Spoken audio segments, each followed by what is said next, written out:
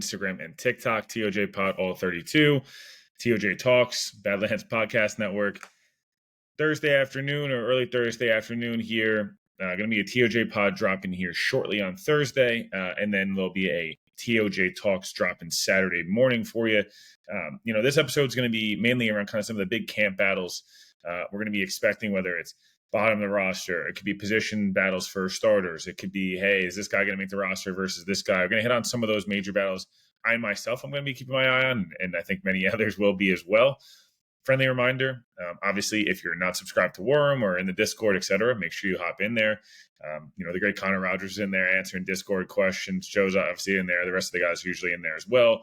Some great kind of banter and chatter across all sports, but obviously talking a lot of Jets as well in there. A little cleaner probably than your Twitter timeline during the day at times.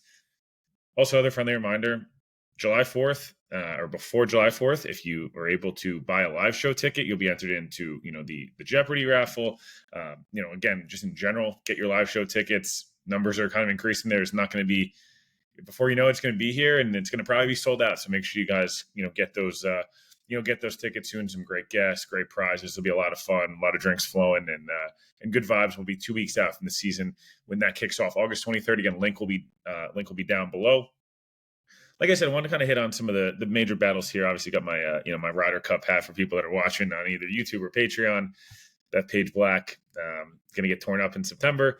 You're going to be an awesome time. So, looking forward to that. But more importantly, obviously, want to obviously talk some Jets, right? And I think there's some different battles that maybe in the past we wouldn't have necessarily cared about, and then some that are more important than ever. I'm going to start at the safety position. I talked about Andre Sisco on last week's episode, and hey, he could have one of those guys that has probably a better camp than maybe people even realize. He has some big hits, makes some plays, and looks a lot more like a player in 22 and 23. And people are getting really out of their skis with him and really excited. I think he's a cemented starter no matter what. I think that next to him is where a lot of the question marks kind of come in.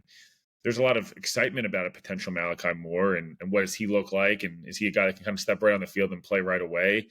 Is it a Tony Adams that's going to have, Tony Adams, I thought last year during camp had a really nice camp, and I'm watching like, wow, there's some real development. I asked Salo about it, during camp last year, and he seemed really impressed with the way Adams was developing, especially from a communication perspective, making plays. And then we get in the season, just couldn't tackle. It all took some bad angles. He's a guy that has some speed and can cover, but they really struggled last year. Look, everyone really had a down year, but he's a guy specifically who I felt like really struggled. And is Adams, who's not a guy that the staff brought in. You would assume he's the quote unquote favorite to win the job, but I don't know that that's a lock by any means. You look at a Brandon Stevens, a guy who's played safety in the past. We've talked about it on this network plenty. That is the Jets' best way to be, in a secondary this year. Is it to play Brandon Stevens safety and Azaria Thomas at corner? Is it to play Stevens at safety and somebody else? Like, there's a lot of different ways you could kind of shape this thing, but I think that second safety battle is probably the one that most people have their eye on, primarily the entirety of camp, right? I think that and the next position we'll get to in a moment are two pretty big, kind of open spots on the roster. I think Malachi Moore is going to end up winning that job if it's not Stevens and, Azaria Thomas at corner. The Jets go kind of the traditional, this guy's a safety, whatever. I just think Malachi Moore, again, had a really nice offseason. Was a really good player in college, tackles well, really, really instinctual, really smart player back there, really heady guy. So I think, the hyper competitiveness and the brains, from a Malachi Moore, from a football perspective, I think is, kind of what wins him the job. Taking better angles, potentially, just being able to communicate really well, make some plays on the football, obviously. And again, I think he's a guy who, wins that job. And it's Sisco and Moore starting week 1 against Pittsburgh. I think the second battle that I'm going to be keeping my eye on, and I think anybody else that isn't is crazy, is defensive tackle, starting next to Quinnen Williams, right? Quinnen, I expect week 1, play 1, it's Jermaine, Will McDonald, Quinnen Williams, and then what the fuck, right? Like, I think everyone's kind of sitting there going, who's going to where, who's doing what, and I think those are all fair questions. I would venture to say Brian Cowart, is probably the favorite to start there. He's a guy who was starting there during OTAs and minicamp. So, odds on that that could be the thing, right? And sometimes that stuff lies, and who knows. I just think that he's the guy that they potentially end up kind of going with there. The guy Eric Washington obviously knows coming from Chicago, and just veteran in the league, obviously. So could a guy like Derek Nandi, who started in Kansas City at times and wasn't as good last year, but in the past has had some stronger years, more of a kind of run defender there. Is he a guy that can drag that spot, go and grab that spot? I think those are the two guys you would say are the quote odds-on favorites. If you're starters, who's going to win the job? I don't see a Leonard Taylor winning, a starting job. I think he offers a lot of pass rush juice. And that's something the Jets could use. I also don't know if he's going to be trusted to be a 3-down player yet. So, or even an early down player in general. So, I think, Cowart probably wins that job. That's my prediction, but it's definitely something to kind of keep your eye on. Nandi as well. Again, the Leonard Taylor is kind of a outside looking in. The Peyton Page, who they gave a bunch of money to as an undrafted free agent, at Clemson, is he a guy that can have a really nice camp? And wow, he really shocks some people. J2 Fele, I think it's him, Federian Mathis, guys like that. I think they're, kind of uphill battle to try to make the roster. There's a shot, right? It's a position where you'd love the Jets to add one more body. You would have loved it in the draft. It didn't happen. Can they be, can they get, add a guy in waiver wires that can come in and, hey, be our Al Woods, be someone that can just, plug and play like 20 snaps a game on early downs and goal line and short yardage. I don't know, but I think that's, those are the two spots, again, safety and defensive tackle, those opposite starting spots of Cisco and Quinn Williams.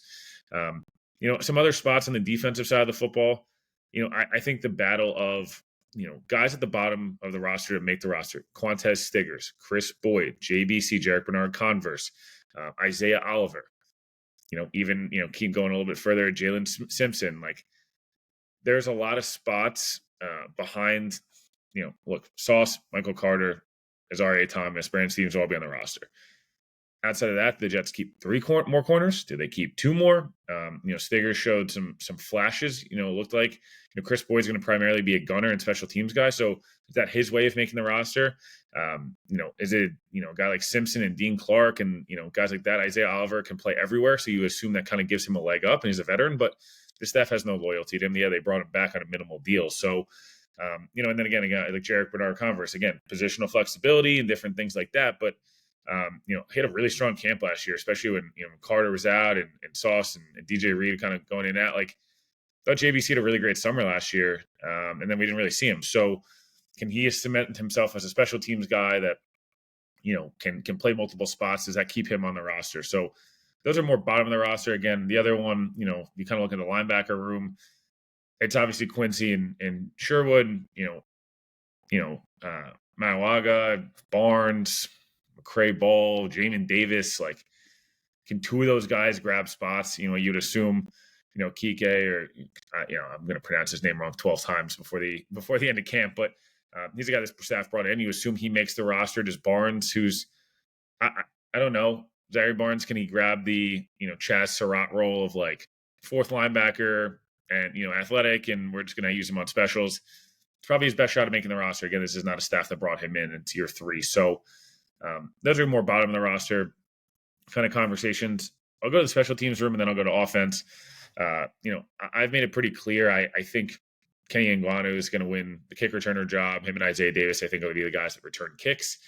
Again, you hope Malachi Corley is able to establish himself as a kick returner, because part of the new rules you'd presume he's going to be able to be that guy, right? It's more of a kind of elongated, zone running play in a lot of ways, and there's a lot of different things there. But frankly, like, we haven't seen it. So, until otherwise, Davis is more sure-handed. I think Ngannou is a guy who's scored a bunch of touchdowns in the NFL returning kicks, and by all accounts had a really nice spring even at running back. So, there's that. And then we've talked about it a lot. I don't want to belabor the point of returner, but punt returner is the same conversation. Is it Jamal Pritchett? Is it Xavier Gibson? Can either of those guys, win a roster spot just because of that? Or is it, Malachi Corley is able to win a roster spot because, hey, we want to keep him, on the offensive side of the football because we think there is something there, and he's able to catch punts. I didn't see it last year in camp. I actually thought, I've texted people. I'm like watching. I'm like, dude, what the fuck is going on? Like, this guy has never caught a punt before. Like, I'm confused. because the talent's got to be in there, man. Like I know it's in there, and so that's another one where hopefully he's been on the drugs machine catching punts, because I think it would offer him a really good, nice opportunity to become a useful player on this roster and get the ball in his hands. But until we see it, who knows there. Offensive side of the football. A little more established. I would say the defense is probably 8 or 9 starters are fully established. It's really just 2 spots and then depth. Offensive side of the football, it's pretty much all established as well. I think the real position battles are not going to be really around starters. I think it's Josh Reynolds versus Lazard to be whoever's the outside receiver, wide receiver 2, if you want to phrase it as that. Garrett's obviously going to start. And then in the slot, it's the Jets go multiple big guys and start Garrett in the slot, right? Or, do they try to utilize early on Corley, Gibson? Who knows? Do they go more 12 personnel? Do they go more 2 back? Like, those things don't matter. But, I think if the Jets were going 3 wide right now on early downs, it'd probably be Lazard, Lazard, Reynolds, and Garrett Wilson. And then obviously, it's kind of different situations. Is it an Arian Smith? Is it, a Tyler Johnson? I think bottom of the roster at receiver, I don't know where Charles's knee is going to be at by the end of camp. If he's a guy that, again, teams love him and the team loves him in terms of his ability on special teams and stuff like that. But is he healthy enough? Because he's obviously not a guy that plays on offense. Then you go to Pritchett. Obviously, I mentioned, can he take over not only a slot role, but can he also take over, kind of that punt returner role? And then again, I think it's Corley versus Gibson for that 6 receiver spot. Again, I think Reynolds is a lock. Lazard's a lock unless he's moved at any point. Smith, Johnson, Wilson. It's really one spot. Brandon Smith's the other one. I think, look, man, he had a really nice offseason. We'll see. But again, it's just a name to watch. And could he be the, surprise, kind of guy going into the end of camp? It's, wow, yeah, had that crazy player, this crazy play, the Jason Brownlee, from a couple of years back. But receiver to me is really just feels like it's Reynolds. But can Lazard have a really nice camp and maybe change some minds? We'll see. Offensive line wise, to me, Tippmann and Myers is technically needs to be talked about because it's been pushed everywhere. I would be really shocked if the Jets go into week 1 and Josh Myers is their starting center. I did tweet when it happened that, hey, maybe the Jets feel like, this is before Membu, that, hey, maybe we are going to draft I almost just said Brock Bowers and Tyler Warren. And instead of, having to draft the right tackle, we're going to kick ABT to right tackle. We'll kick Tippmann to right guard and Myers to center. They drafted Armand Membu. So unless you're not going to play him, I don't really get it there. The upside with Tippmann's much higher. Myers is a really good swing center guard that can be your backup, that can kind of fill in at multiple spots. Smart player, has familiarity with the quarterback. So that's great. But again, I don't see why the Jets would not start Tippmann. Membu versus Chuks Okorafor, I guess is about. I would not be shocked if day 1 Chuks Okorafor is starting right tackle there in camp. I would probably venture to say by the second week of camp, everyone's going to see Armand Membu as a better player, and he'll win that battle. And it'll be Membu, AVT, Simpson, Tippmann, and Olu. But again, yeah, that's technically Myers and Tippmann's a battle. Outside of that, I think Mitchell, Carter, Warren, Chuks Okorafor, Xavier Newman, probably the odds-on favorites to be the backups. But again, the Jets have brought in some other names, Gus Hartwig, Marquise Hayes. Maybe those guys could push for the 9th or 10th offensive lineman spot. At quarterback, it's Fields and Tyrod. I don't think the Jets carry 3 quarterbacks. I don't think anyone's going to pick Adrian Martinez or Brady Cook up.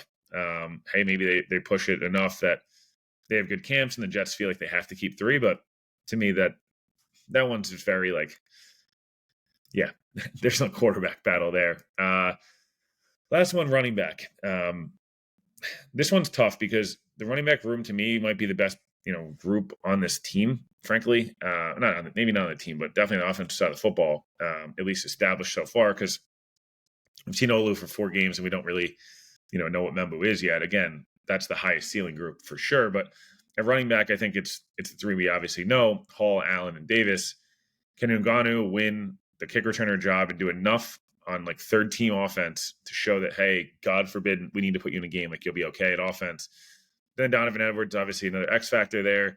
Does he play more slot receiver? Can he go win a slot receiver job? I don't know. Donovan Edwards, 2 or 3 years ago in college, I wouldn't have expected him to be an undrafted free agent with the Jets being a slot receiver running back type. I don't think he's a guy worth getting your hopes up about. But hey, he's national championship winning running back. Like when he has had these moments where he's been a really good, damn good player. So, is that still in there?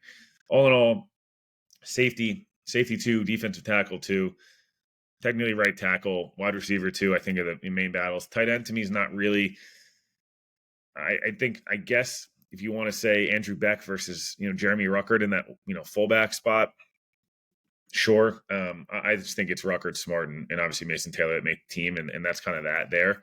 And then again, the other position battles, not to go too much of special teams, Kroger or McNamara, is it Caden Davis or Harrison Mavis? Like, we'll see. I think it's hard to tell, and that stuff's honestly pretty boring at this time of year. So, again, reminder, enjoy your July 4th tomorrow. If you can get out on the golf course, get a little Bethpage Black in, go for it. Enjoy some cocktails, do the whole thing, enjoy family and friends. Live show tickets, fucking buy them. Go buy your goddamn live show tickets. If you want to hang out with Joe, Connor, Paul, Meeks, Dan, JJ from the Ringer, Rangers Breakaway, pretty much the entire Jets beat, Zach, Connor, the whole 9 yards. God forbid if there's been around time. Man, me too. All's good. But appreciate it for listening. We'll talk to you guys soon.